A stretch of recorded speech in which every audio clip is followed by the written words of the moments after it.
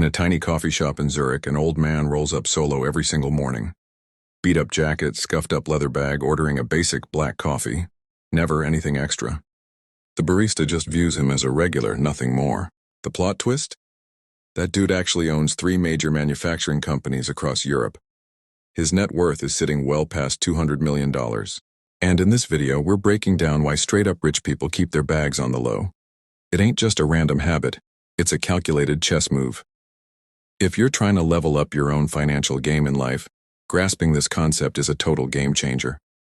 At a business conference out in Dubai, 2 guys were chilling outside the main stage. Dude number 1, rocking a pristine fitted suit, the absolute latest smartwatch, and dropping his whole success story flex the second he shakes your hand. Dude number 2, wearing a plain shirt, holding a basic pen, barely saying a word, just locking in and listening. By the time the conference wrapped up, guess who the big investors actually locked down serious meetings with? Yep, dude number 2. The first guy was out here trying to impress. The second guy was busy building pure trust. You gotta peep the difference. When someone is aggressively overflexing their racks, people subconsciously think, bro is begging for validation, or he's overcompensating. But when someone stays chill and low-key, people automatically look at them as legit and credible. In the business trenches, true credibility clears flashiness every single time. There's this thing in psychology called signaling theory. When someone loudly broadcasts their wealth, the brain instantly slaps an insecure tag on them, no matter how much bread they're actually pushing. But when someone moves silent, the brain reads them as locked in, confident, and self-assured. A major London recruiting exec once dropped some real talk, saying whenever they interview a CEO who keeps low-key bragging about their wins, red flags go up. Real bosses let their work do the talking, not their mouths. Down in Silicon Valley, a famous VC dropped a heavy take. Whenever a founder pulls up to their office whipping a brand new sports car, alarm bells start ringing. The math is simple. If your startup isn't even profitable yet, where the hell did that kind of cash come from? Is this founder low-key blowing company funds on personal drip? The founders who actually bag that heavy funding are usually the ones keeping their lifestyle low-key and funneling every single penny right back into the business engine. That exact same rule applies to your personal finances. Every single time we blow our bread on keeping up an image, we're literally starving our future capital. Fun fact, a bunch of founders behind massive booming startups deliberately kept their salaries down to bare minimums, sometimes matching minimum wage, just so every single dollar could hit company growth. They starved their personal lifestyle so their business wouldn't starve. That kind of relentless discipline is the exact cheat code that takes 2 people starting from the exact same block and ends up putting them in totally different galaxies a few years down the line. Let's run a quick scenario. 2 young hustlers kick off their online businesses in the same city, right at the same time. Entrepreneur 1 instantly takes their first month's profit and cops a fresh laptop, a branded aesthetic office setup, and leases a premium ride just to push that successful founder aesthetic. Daily social media posts, living that heavy lifestyle flex. Entrepreneur 2 takes that exact same profit and dumps it right back into the business, pumping it into ads, upgrading the product, and onboarding team members. Bro kept whipping his old bucket and never posted a single flex on the timeline.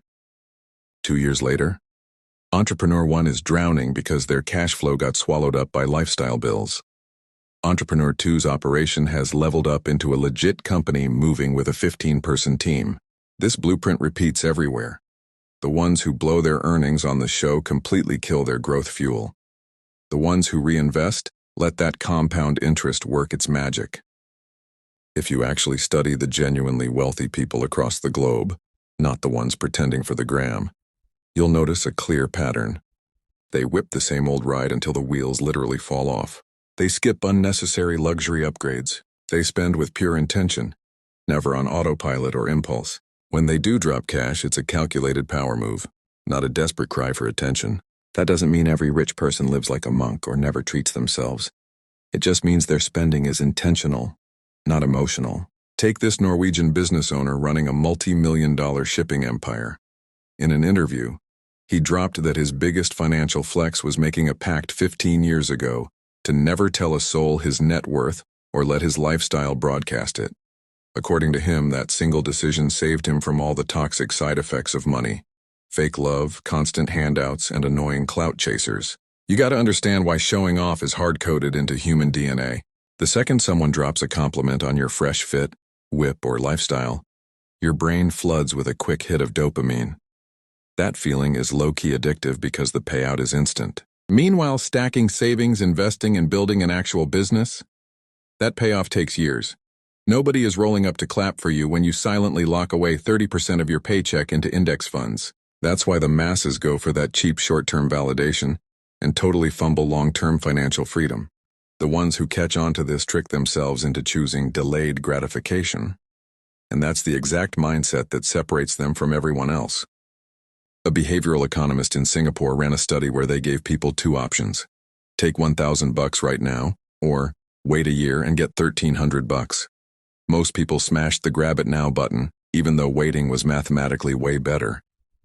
That exact same bias messes with our daily spending habits and turns into the ultimate roadblock for building real wealth.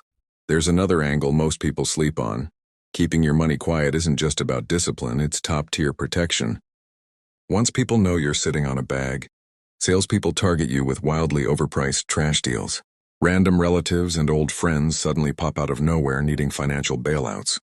You turn into an instant target in legal disputes because lawyers smell the deep pockets. The risk of getting scammed or robbed shoots way up. That's why solid financial advisors always tell their high-net-worth clients, keep your lifestyle modest, lock your wealth inside secure legal structures, and stay completely off the radar. Peep this family business in Canada where the third-generation owner runs the whole operation, but lives in a super-average suburb. No crazy security gates, no flashy cars. When someone asked him why, his response was cold. The fewer people who know your business, the fewer problems you gotta deal with.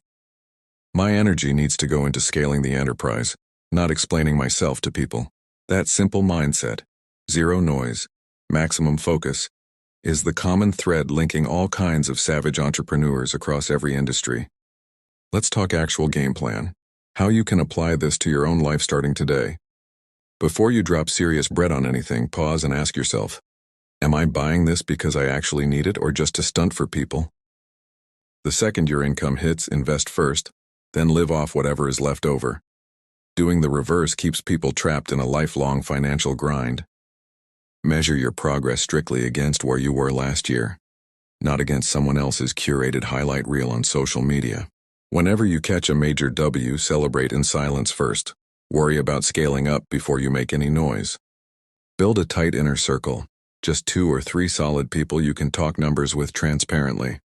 Keep your overall financial blueprint locked to the public, but never isolate yourself completely.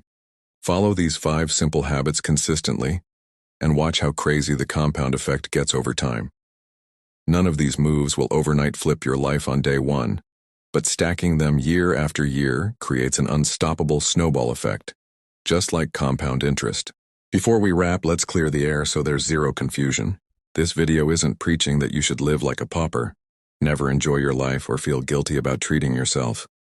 This isn't about shame. It's simply about recognizing that enjoying your bag in private versus flexing your bag for public clout are 2 totally different sports.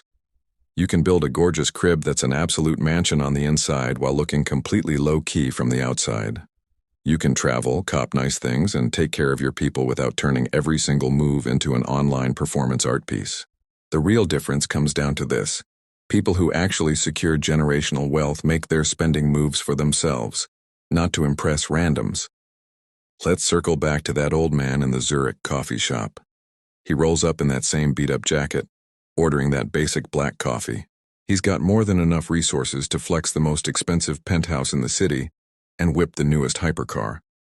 But he never cared about that aesthetic, because he figured out a long time ago that real success isn't about making sure the world knows what you can afford. Real success means you don't even have to prove a damn thing to anybody. So next time you catch yourself about to drop money on something purely for the aesthetic, pause for a second and ask yourself, is this move building my future or just flexing on my present? Quiet money always smokes a loud lifestyle. And if you're still early in your financial journey, whether your income is small right now or your net worth is still at 0, this principle applies immediately. You don't need to wait for $1 million in the bank to start moving like this. It's an elite mindset you can lock in from day one. Every single person quietly stacking wealth right now could one day turn into that old man sitting in the coffee shop, holding all the leverage in the world, but with zero need to broadcast it. That right there, that's true freedom. And that kind of freedom doesn't come from clout. It comes from pure, cold discipline.